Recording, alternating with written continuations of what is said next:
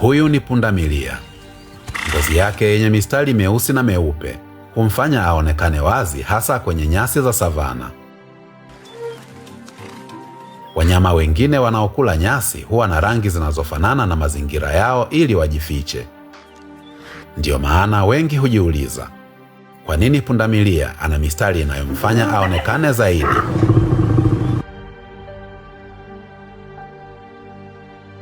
Je, si rahisi zaidi kushambuliwa? Swali hili limejadiliwa kwa karne nyingi na watafiti wa asili. Lakini tafiti mpya zinaanza kutoa majibu. Siri iko kwenye rangi nyeusi na nyeupe. Hizi ni rangi mbili zenye utofauti mkubwa zaidi.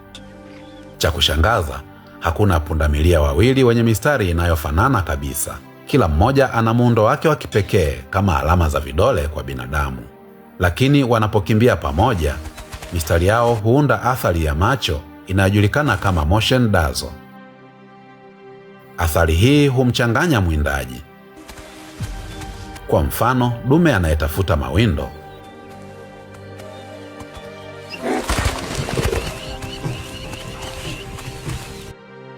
ili afanikiwe, lazima apime umbali kwa usahihi na ashambulie kwa wakati sahihi. Ikiwa mistari ya pundamilia itamchanganya hasa kwa sekunde chache tu, mawindo yanaweza kutoroka. Lakini si duma pekee anayewasumbua. Pia kuna nzi. Nzi hawa si kero tu, hubeba magonjwa hatari na mengine yanaweza kuua kabisa. Hata hivyo, pundamilia wanaonekana kutosumbuliwa sana na nzi hawa. Nadharia moja inaeleza kuwa mistari yao huwafanya nzi washindwe kupima umbali vizuri wanapotua.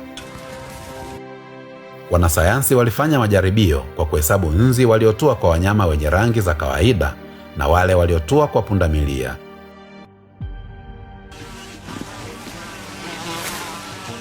Waligundua kuwa nzi waliotua kwa pundamilia walikuwa mara 4 wachache kuliko kwa wanyama wengine.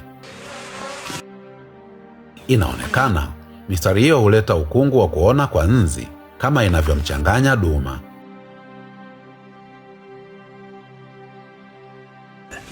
Hivyo, mistari ya pundamilia si mapambo tu. Ni kinga ya asili inayowasaidia kujilinda dhidi ya maadui wakubwa na wadogo.